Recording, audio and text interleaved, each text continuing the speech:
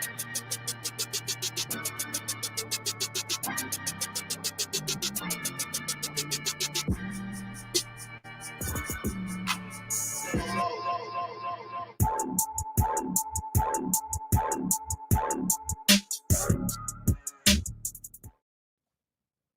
everybody, and welcome back to day 3 of the 2020 Rockwall YP conference, Unmasking Your Potential. Now, if you haven't caught our previous 2 days, make sure you go back and check those out. It's very valuable content, and you're really going to want to add that to your toolbox. Today, our speaker is Francis Coggins with the Gallup organization. He's a senior business solutions consultant over there, and he's bringing us a data-driven presentation that's just really eye-opening. Before we get into that, though, I want to send a special thank you to all of our sponsors. You'll see them scrolling down here at the bottom of the screen throughout the show. But that would be our visiting sponsor, Milestone Electric, American National Bank of Texas, 40 IT Solutions, Southwest GA Rockwall, and Guarantee Bank and Trust. I want to encourage you to join the conversation. Comment along as you're watching. Let us know what your favorite parts are if you have any questions, and we'll do our best to get those answered for you. So now that we have all that business taken care of, Francis, take it away. Hi, good afternoon, everyone, or good morning, depending on the time of day you're watching this. My name is Francis Coggins. I'm a senior business solutions consultant with the Gallup organization. Super excited to spend some time with everyone this afternoon. Would love to learn a little bit more about each of you. So as we go through this session today, please feel free to use the comment section. Any questions that arise, anything that pops up, would love to circle back with you and make sure I'm being a good resource for you.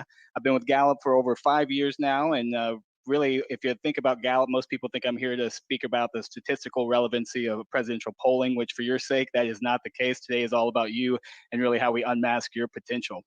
So Sean, you want to go ahead and get that deck fired up? Thank you. So here's what, during our time together, here's a brief agenda, really what we're going to cover and focus on. We're going to start off with the state of the American workplace. You can only imagine the drastic shifts we've seen in this crazy year we're having with COVID and global pandemics and everything else that's going on, within our country. Moving into the study of performance excellence, and then we were really going to do a deep dive into employee engagement and really how we unlock our own engagement to drive performance. So Gallup's been studying the workplace for decades now. We've been studying human behavior for over 80 years. We know more about the attitudes and behaviors of employees, citizens, and students than any other organization in the world. And even prior to COVID, there's been a drastic shift in the workplace and really what employees are expecting, what they need to really grow and learn and really become the best version of themselves to push their organization forward. So that big shift that I speak of, if you think about one of the first jobs you've ever had, it's all about your paycheck, your satisfaction. I have a boss. This is traditional performance review where at the end of the year, we sit down, we do our annual review. You tell me what I can improve upon. You might touch on things I'm doing well, but typically it's like, where do we go? How do we get better from here? And then really my job. So it's just a job, right? It's not so much as a career or a roadmap for growth or becoming a better, corporate citizen, global citizen. I just show up, I get my paycheck. Some days I might even back into my parking spot just because at 5 o'clock hits, I'm the first one, out the door, out the parking lot. But really the future of the work, especially here in the United States, is really finding that purpose. If you give a millennial a purpose on what we're here to do, why we're doing what we're doing, and the results we're going to produce, you're going to get quality work. That's what really motivates me. That's what motivates other millennials when they start to focus on the mission and the purpose of what we're here to do, what the objectives and the tasks are at hand. That ongoing development, one of the biggest reasons people leave their organizations and millennials get this job hopping mentality is there's a lack of growth and development for them. The existing developmental plans that corporations, small businesses, sole proprietorships have in place, to be frank with you, they're just not working. And the biggest shift out of these 6 things is really moving from a boss to a coach. That's really the mentality. Everyone craves that development. They crave that coaching, and everyone needs a coach. It doesn't matter if you're a professional athlete, if you're a business executive, if you're an individual contributor. If we can start to shape the way humans develop and this leadership mentality into more from that boss, moving into more of that coach transition, things start to happen. Needle starts to move in the right direction. And instead of waiting till the end of the year to figure out how I'm doing, it's an ongoing conversation that I need to be having with my managers, with my supervisors, my leaderships. I should always know kind of where I stand. I don't need to wait till the end of the year. There's more and more corporate organizations and, the Fortune 500 that are actually getting rid of year-end reviews. We need more quick connects, more developmental coaching, more, just more formal sharing of information and common conversations throughout the year, and not just that one big end all be all performance check in towards the end. And really focusing on an employee's strengths, right? What am I naturally good at? Like, if you look at the things that I excel in compared to my weaknesses, we don't ignore the weakness by any means. We manage those, but we really need to start worrying about and focusing on our own strengths and really how we can apply those into our not only professional careers, but also our life. Individuals that focus on strength-based development, things they do well, they report to having up to 3 times a higher quality of life than someone that's really focused on how do I improve and where my weaknesses are at. So here's some data points from our most recent State of the American Workplace report. These are pretty shocking to me. 51% of the global population, working adults, are actively looking for a new job or watching for openings. So let's say, for example, let's say you're watching this with more than one person from your organization. There's a good likelihood that, or at least what the Gallup data is telling us, that one of you are extremely likely to jump ship if a better opportunity, came by. Not saying it's you guys. That's just what the data is telling us. 35% report changing jobs within the past 3 years. And then the biggest statistic to me on this screen here is 91% left their employer last time they switched jobs. So it's not like I'm moving roles inside my organization. Like, to fill my bucket, to figure out how I want to grow, how I want to develop, I'm having to jump ship and leave the company to find that. So employees leave their jobs for a ton of different reasons. Our State of the American Workplace report, these are the top three. Number one, to seek growth opportunities, to learn and grow. The existence, performance development, performance management systems that are in place today, they're broken. They're broken, and they're just not, applicable as they used to be maybe in the 80s, 90s, that old school boss coach mentality. To work for a better manager. We know people don't leave organizations. You might be in love with the place you work. You love the culture. You love the people you work with. But for whatever reason, if your manager can't keep you engaged, if he doesn't have those five crucial conversations down, we can see, you're very likely to leave the organization or the company that you're currently with, and to find a more positive company culture as well. So today, with technology, with the glass doors and the Facebook reviews, I mean, there's just so many ways. If you have a toxic culture, if you're a part of that, it will be exposed. I want to propose a question to the group here quickly. So, what keeps an organization and an individual from leveraging their innate talents? Most people are really great about saying, hey, these are the things I stink at, right? If you ask me, hey, Francis, what are you good at? I can give you a list of 20 things or excuse me, what am I bad at? I can tell you 20 things that I'm horrible at, but some people have a hard time communicating, or they don't even know how to describe, their talents, the things that naturally come to them, things that just, it's innate potential that's lurking inside each of us. But most people are just unaware of them, or they're unable to describe their own strengths or the strengths of others. So really looking at how do we unleash that next level of performance? It's really focusing on strengths. That's going to be our pathway. That's our path of least resistance to get to that performance excellence where people strive to be, where your organization wants you to be, where we all want to be, where we start to have those better opportunities arise. Areas of lesser talent never really develop into a strength. Guys, I love tennis. I can have the same coach as Roger Federer. I can play my heart out. I can practice more than Roger Federer, but he has something in him, an innate talent. So no matter how much time and energy and effort I put into it, I'm never going to go to the US Open. I'm never going to be like Roger Federer. So there's just focusing on the things that we can naturally do well, then the majority of the population starts to unlock that next level of performance. And not only do I need to know my strengths, but I need the others to know my strengths. So really, when I shine a light on things that I do well and my teammates know that, they can count on me, they can depend on me for it. For example, I'm on a team of 10 here at Gallup. I know within my immediate my work group, my pod here, that I know who my strategic thinkers are. I know who are my high executors. I know who my relationship builders are. And depending on the task at hand, I lean on them, they lean on me. It's really creates that strengths-based culture that we can all, be a part of and start to really move the needle and achieve our goals, not only what's important to us in our career, but what's important to us in our lives. So let's do a quick activity here. I want to do a challenge, and typically when we're in person, I have you guys stand up or raise your hand to really get the caffeine, get the body flowing, or get the blood flowing, and when we're under caffeinated in the morning. But I'm just going to take a quick pause. I'm going to ask you 5 or 6 statements here, and think if any of these really apply to you. So are you someone that you always talk to people in elevators, airplanes, or anywhere you go?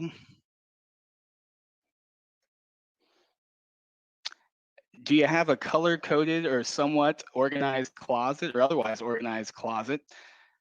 I hope my wife's viewing this. She'll be raising her hand and identifying with this one. Think about if you always write down a list of things to do and stick to it, even on the weekends. I'm willing to take this one a step further. Has anyone ever already completed a task, went back to their list to write it down, and then cross it off just to have that satisfaction? Guilty. You need to pick someone to race while driving. Maybe you're on a road trip and you just want to keep pace, stay with that car that's in front of you. Think about if you always figure out the plot of a movie before anyone else does. Any strategic thinkers viewing this? Do you always push the button to remind the elevator that you're there? Someone might be high activator. Competition could even show up here. You want to be the first one in. Were you surprised that you could identify with some of those talent themes and not all of them? If we were together, you'd really see the unique nature of the group, how everyone can bring something a little bit differently to the table. Everyone is wired differently. The likelihood of me having the same strengths as or same top 5 strengths profile as another individual are 1 in 33 million. So your Clifton strengths profile is just as unique as your fingerprint, if not more so. Some people call these personality quirks or nuances, in our behavior, but when you can identify these and aim them, really claim it, and then aim it at whatever goal you might have in front of you, it really starts to become really unleash a performance unlocker for you.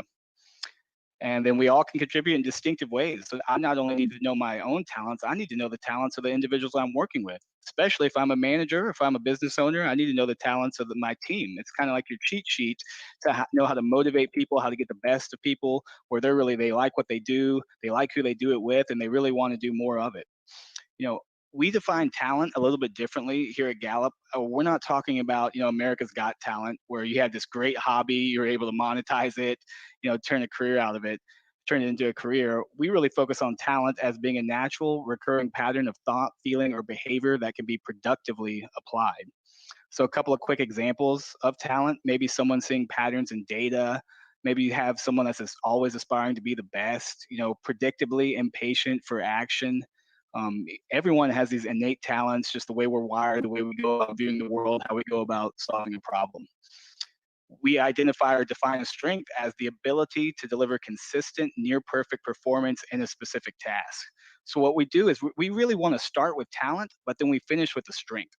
So one of the biggest misnomers in my beliefs is Gallup naming the Clifton Strengths Finder Strengths Finder. It should be Talent Finder, because it's just, your talents are just like a muscle in your body. You have to exercise them to grow them, to develop them. Watching someone else do push-ups isn't going to make me any stronger. So same thing when we talk about raw talent, really turning our talents into strengths so we can productively apply them and that near perfect performance in any given task. So here's the language of Clifton Strengths. Some of y'all may have taken the assessment in the past. This might be entirely new to some of the individuals watching today, but there's really 4 big domains that you can identify with: that strategic thinking, the executing, the influencing, the relationship building. Quick story here: there's a regional bank based here in Texas that I support, and they had a teller that is so full of relationship building and influencing themes. A lot of her coworkers hated working with her because she was really slow to close, right? She's always too busy, chatty Cathy over with the customers. And there's actually complaints going up to the manager. So the manager easily could have said, "Hey, Susie, we need you to wrap it up.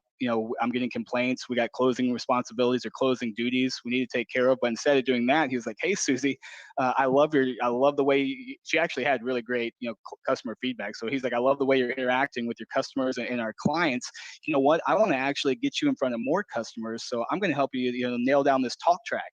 And let's speed this up. I need you speaking to more of our clients, more of our customers, where that was a win not only for the employees, because now she got back to doing her closing task. They got out there on time. It was a win for the business, because that really is the area of strength, and she's getting more reps, and she's really driving the business forward through her high communication talents. And it's also, it's a win for the manager himself. It's going to make his job easier in the long run. So really coaching individuals around their strengths, you can really unlock that next level of performance that I keep referring back to. And more importantly, whenever I leave the office, my strengths don't fall off at the door, right? They're ingrained. They're naturally a part of who I am. It's kind of how I'm wired. So whenever I'm really operating and working through a lens of strengths, I'm 3 times more likely to report of having an excellent quality of life. That's great just for overall well-being, especially a year like the world's having this year, where there's a huge focus on employee well-being, on citizen well-being. Not only am I going to be a more engaged, or excuse me, not only am I going to be more having a higher quality of life, but I'm up to 6 times more likely to be engaged in my position. I mean, this is huge, guys. If I could like employee engagement, that's just that discretionary effort that I'm putting into my job. That's really whenever someone's like, oh, we're going to do an employee engagement survey, we're measuring employee engagement. We want to measure the psychological connection that I have to my organization, to my role, and to my team members. So there is a huge area of opportunity, whether it's a small business, middle market, large corporations. I mean, we're estimating that up to $483 billion, or up to 483 to 605 billion each year is lost in productivity due to active disengagement. This is a very, very expensive problem that our country has. Luckily, our country does a lot better than some of the other parts of the world. Globally, 85% of workers are really not reaching their full potential. We've been measuring this for about 20 years, actually 21 years now, and the needle really hasn't moved. Here in the United States, it hovers anywhere from about 30 to 34%. We're currently right there at that 33% mark. If you were to cut the Gallup database in half with all of our clients, we have 33 million responses in there. We're looking at about 42%. And then those organizations and teams that are scoring in the top quartile, that 75th percentile and above of our database, they're about 70% engaged in their job. It hovers and varies, but really doubling your engagement is extremely possible. When a lot of people think engagement is kind of a buzzword, but we define engaged as being enthusiastic, committed to your work. There's a big difference between being satisfied with your job and being engaged in your job. Where you're satisfied employees, these are the individuals, they show up, they put in their time, not their effort. They're physically present, but psychologically absent. Whereas on the other hand, our engaged workers, they are committed to the mission and the purpose of the organization. They're psychologically connected to that. We're less likely to leave the organization. We're more likely to put forth that discretionary effort. So as we start to increase our engagement, whether you're an individual, a manager, a business owner, that's when real change starts to happen, and the needle starts to trend in the right direction. So thinking about engagement, these are 12, maybe 13 items over here that we really want to focus on, making sure that we have clear expectations, we have the right materials and equipment, we need to do our work right. I get the opportunity to do what I do best.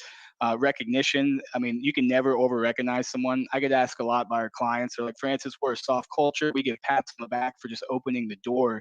How much recognition is too much recognition?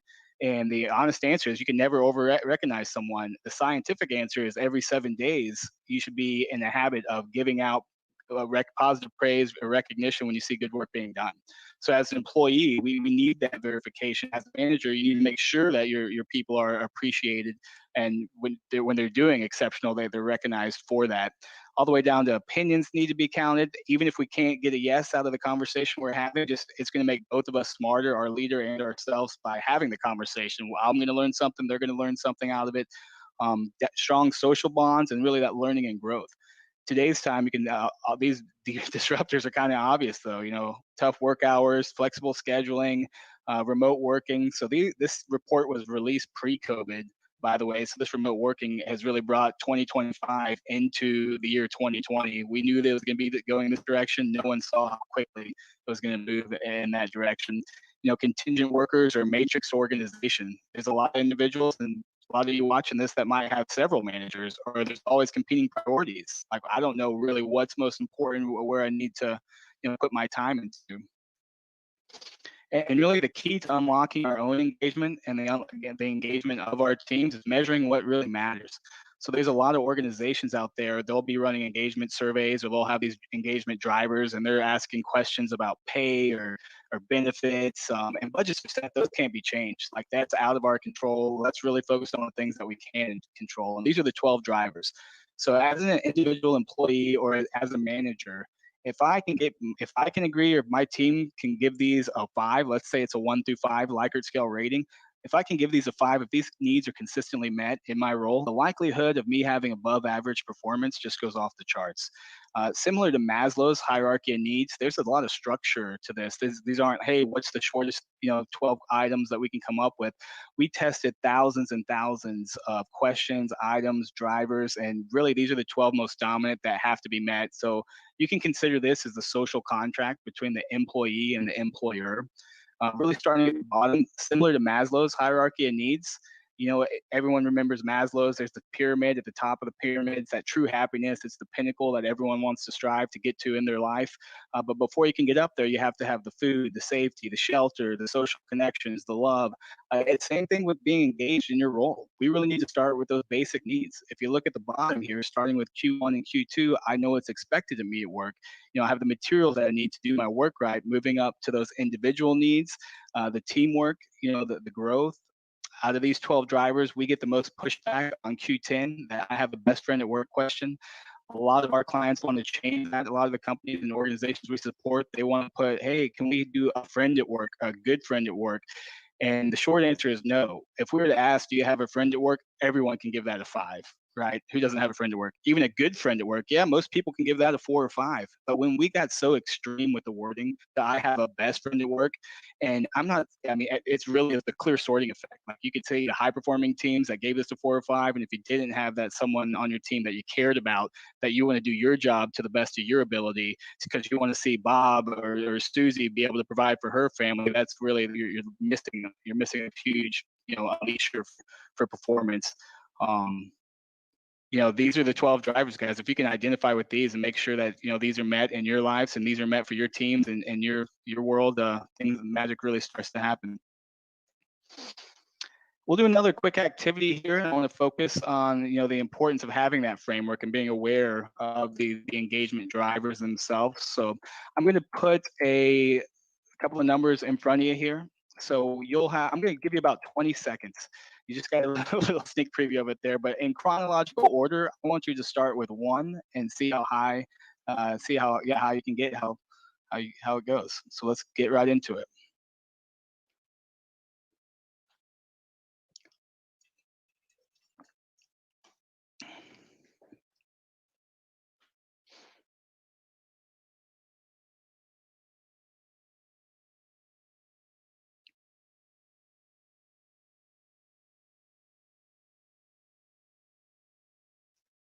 All right, quick 20 seconds, right?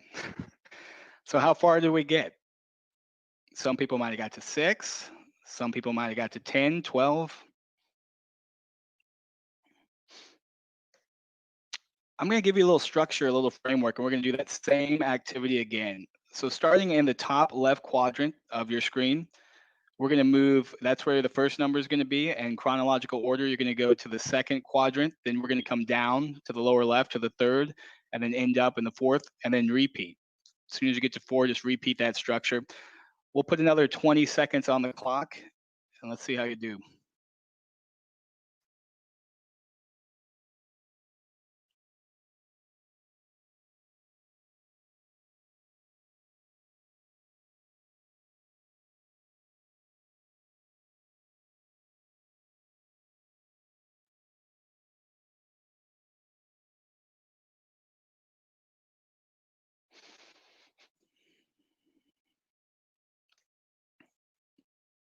Well, how was it?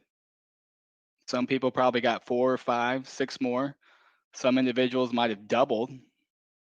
I've seen people almost triple once they have the right framework and the right structure. So thinking about engagement, this is really everyone's responsibility to create that workplace that people want to be a part of. They want to, should be the best versions of themselves. They're really connected to the mission, the purpose. They have that care and belief, inside their team and inside their organization. It's up to the company to really set managers up for success, to set their leaders up for success, and then it trickles down all the way down to the team. I'm accountable for my own engagement. We know managers themselves, managers and supervisors, about 70% of the variance in employees' engagement directly lies with that manager. But there's a lot I have to make sure I'm holding my weight or carrying my weight and doing my part to create that engaging environment for my coworkers, for my team. So here's just a couple of activity, a couple of things to be mindful of when we start to create that, workplace that people want to be a part of. And there's an ongoing war for talent. If you can't create an exceptional place to work, your top performers will leave. If you are a top performer, it's your talents, your skill sets are in demand. So in that war for talent, creating that engaging workplace is the first step in really not only attracting top talent, but really retaining them inside your organization.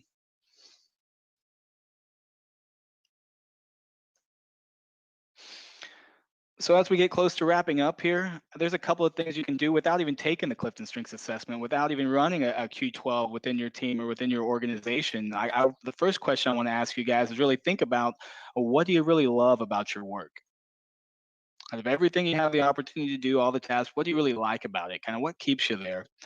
What activities do you seem to pick up quickly? This could be at work, this could be in your personal life, this could be in a hobby, but this is a great self-reflection question. And then the lastly here, of all things that you do well, pick a couple. What are the two or three that you do best? 7 in 10 employees that strongly agree that their manager focuses on their strengths, the things they naturally do well, those innate talents, that just automatically is going to make me more engaged. I'm getting a lot of wins in my role. I like what I'm doing. I like who I do it with, and I want to do more of it.